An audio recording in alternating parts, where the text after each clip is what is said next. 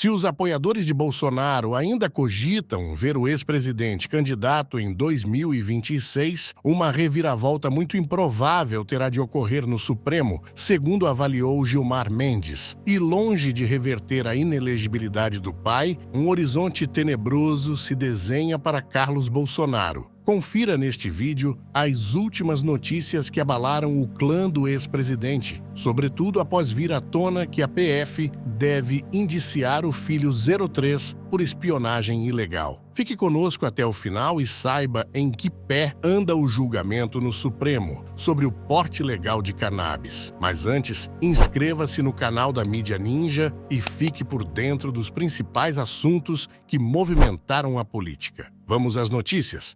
O ministro do Supremo Tribunal Federal, Gilmar Mendes, disse em entrevista nesta quarta-feira que uma possível reversão da inelegibilidade de Bolsonaro é muito difícil. Na expectativa de se candidatar a presidente nas próximas eleições, Bolsonaro vem tentando reverter a decisão do TSE, que o tornou inapto a concorrer em disputas eleitorais através de recursos no Supremo Tribunal Federal. Contudo, afirmou Gilmar Mendes à CNN, a rotina da corte tem sido a de manter as decisões oriundas do TSE, o que provavelmente irá ocorrer.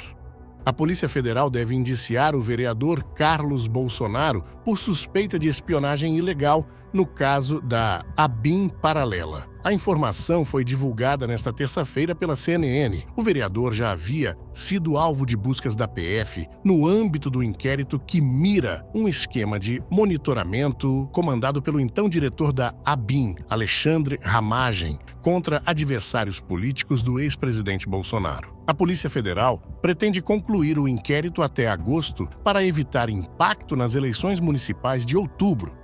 O ministro do Supremo Tribunal Federal, Flávio Dino, negou nesta terça-feira um pedido de habeas para Felipe Garcia Martins, ex-assessor de Bolsonaro, preso por suspeitas de participar na arquitetura do plano golpista. Em delação premiada, Mauro Cid disse que Martins entregou a chamada minuta do golpe nas mãos do ex-presidente. Martins está preso preventivamente desde fevereiro deste ano, na Operação Tempus Veritatis da Polícia Federal. O presidente do Senado, Rodrigo Pacheco, disse nesta terça-feira que discorda da decisão do Supremo Tribunal Federal pela descriminalização de maconha para uso pessoal. Para ele, a decisão invade a competência técnica da Agência Nacional de Vigilância Sanitária e a competência legislativa do Congresso Nacional sobre o tema, além de gerar uma lacuna jurídica no Brasil. Há um critério técnico para se dizer se uma substância deve ser considerada um entorpecente ilícito ou não. E há um rol, nesse sentido, estipulado pela administração pública através da Anvisa. Assim como há uma lei que disciplina que substâncias ilícitas entorpecentes, quaisquer que sejam elas, quem as porta tem uma consequência jurídica. Se porta para consumo, há uma consequência leve, e quem porta para tráfico, uma consequência grave. O presidente da Câmara dos Deputados, Arthur Lira, determinou nesta terça-feira a criação de uma comissão especial para analisar a PEC das drogas, que torna crime a posse e o porte de qualquer quantidade de droga ilícita. A medida surge como uma reação de Lira à decisão do Supremo de descriminalizar o porte de cannabis para uso pessoal e foi publicada logo após o encerramento da sessão no Judiciário. O presidente do Senado, Rodrigo Pacheco, também comentou o resultado do julgamento, afirmando que o Supremo invadiu a competência do Congresso. Pacheco é autor da PEC das drogas. O ministro do STF, Gilmar Mendes, rebateu o presidente do Senado, Rodrigo Pacheco, nesta quarta-feira e negou que o Supremo tenha invadido a competência do Congresso ao decidir pela descriminalização de cannabis para usuários. A fala do ministro ocorreu em Lisboa, onde está sendo realizado o 12º Fórum Jurídico. Segundo Mendes, a decisão do Supremo vai no sentido de evitar que dependentes químicos tenham antecedentes criminais. Ele disse o seguinte: não há invasão de competência porque, de fato, o que nós estamos examinando é a constitucionalidade da lei, especialmente do artigo 28 da Lei de Drogas em face da Constituição. A manifestação do ministro ocorre após o presidente do Senado expressar discordância com o entendimento do Supremo pela descriminalização.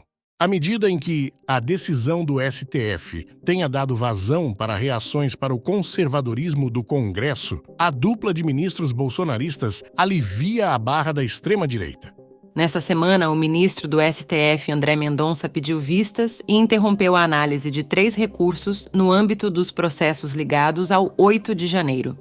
Com esta decisão, o magistrado indicado por Bolsonaro já paralisou um total de 31 ações penais contra os suspeitos de invadirem a sede dos 3 poderes em Brasília.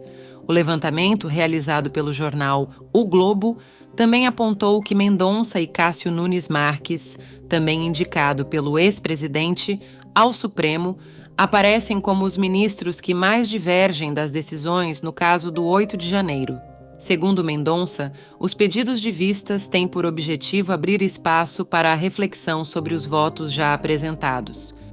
Agora fique com o corte do bate-boca que ocorreu nesta terça-feira durante sessão na Câmara dos Deputados. Nele, o deputado federal Glauber Braga detona um opositor por ter citado o irmão assassinado de Sâmia Bonfim contra a decisão do STF de descriminalizar o porte pessoal de cannabis. Confira.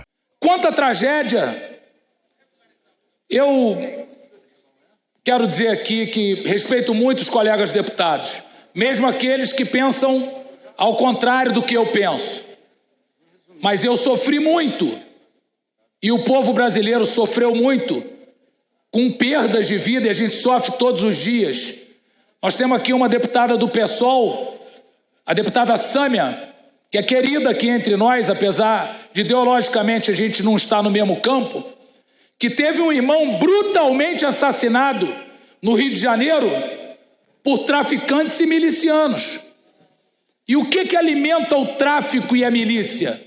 Peço as drogas. Presidente, eu tive meu nome citado, peço de acordo presidente, com o rapaz não foi citado, não. Se não abre precedente, aí não dá. Não foi citado. Fui citado, meu nome não Glauber. Não foi citado, quer caçar confusão aqui, como citado. É quanto mais o zero e vezeiro fazer isso. Determina o regimento.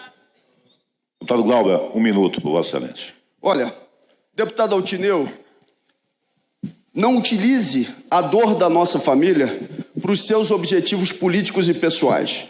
Nós não entendemos de drogas ilícitas. Quem entende de droga ilícita é família que está envolvida diretamente com desvio de medicamento. A nossa não está. Que deixe-se isso bem pontuado. Segundo, lave a boca para falar do falecimento do irmão de Sâmia, da minha companheira, do meu cunhado.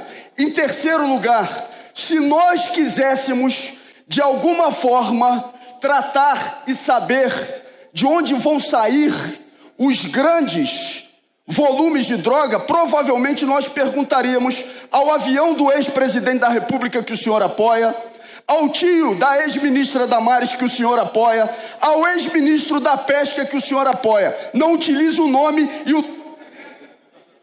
Para terminar, deputado.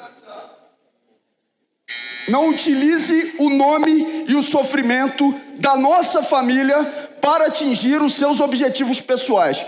Porque se o senhor sabe fazer de forma dissimulada algo que sabe que nos atinge, nos magoa e nos fere, nós sabemos reagir à altura e só estamos começando nessa reação.